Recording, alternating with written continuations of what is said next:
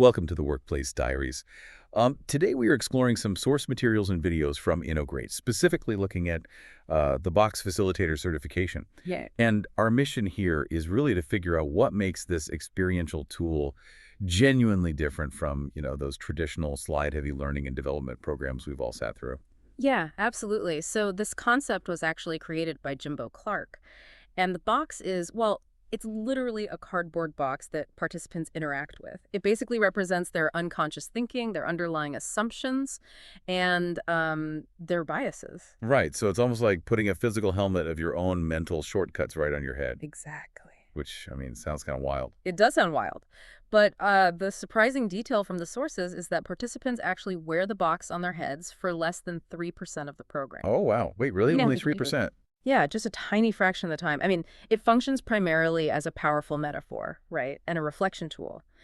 The core psychology here is that it takes these invisible, unconscious mental habits and actually makes them visible. It makes them conscious. Right. Because when your assumptions are just internal thoughts, your brain protects them. It's just part of who you are.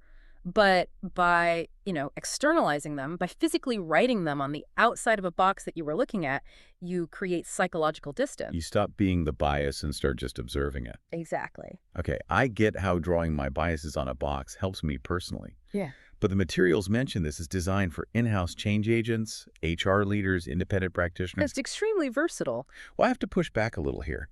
How can one single tool, like literally a piece of cardboard, be used for a one-on-one coaching session, a 500-person team alignment keynote, and onboarding new hires? That sounds like a massive stretch. I know, it sounds like a lot.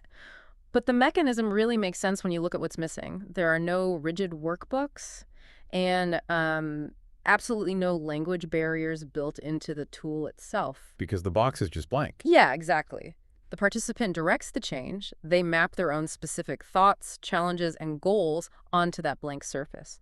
So whether you're facilitating for C-suites at Fortune 50 companies or just aligning a brand new team on day one, it meets them exactly where they are. Okay, so if it's just a blank box, couldn't an HR leader just grab some spare shipping boxes from the mailroom and run this themselves? Yeah. Why go through a specific four-step certification? Well, because doing this without training could easily backfire. Really? Oh, yeah. When you ask people to externalize and confront deeply held biases, it can trigger some really strong defensive emotional reactions. Oh, sure. I can see people getting pretty defensive. Right. So the InnoGreat certification, which involves 3 self-paced online steps and 1 live session, is designed so facilitators walk away equipped to lead these complex mindset shifts safely. You're guiding people through their own mental roadblocks, so you need a highly structured approach to manage the room. That makes total sense. And speaking of structure, the climax of the workshop experience itself is really interesting.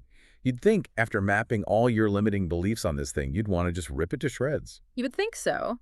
But the sources explicitly note that participants do not tear the box apart. They don't destroy it. Nope.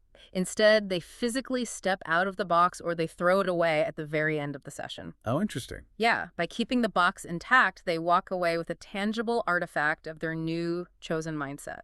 It's proof of the work they did. It can literally sit right there on their desk. Like a continuous physical reminder of what they decided to leave behind. Exactly, and it shifts the dynamic entirely. The sources highlight this really fundamental truth about organizational behavior, which is that people don't want to be changed by a facilitator. No, nobody likes being told how to think. Right. They need to uncover their own barriers. And when you externalize those barriers, it stops being a lecture and becomes a personal discovery. Which is why this approach is gaining so much traction right now. Completely. So, what does this all mean for you? Think about your own team for a second. Imagine seeing that physical helmet of mental shortcuts sitting on the meeting table rather than invisible and stuck on someone's head. How might your team dynamics transform if everyone could physically step out of their limiting assumptions and actually see their colleagues thinking clearly? Leave that box on the desk and let's see what you can build.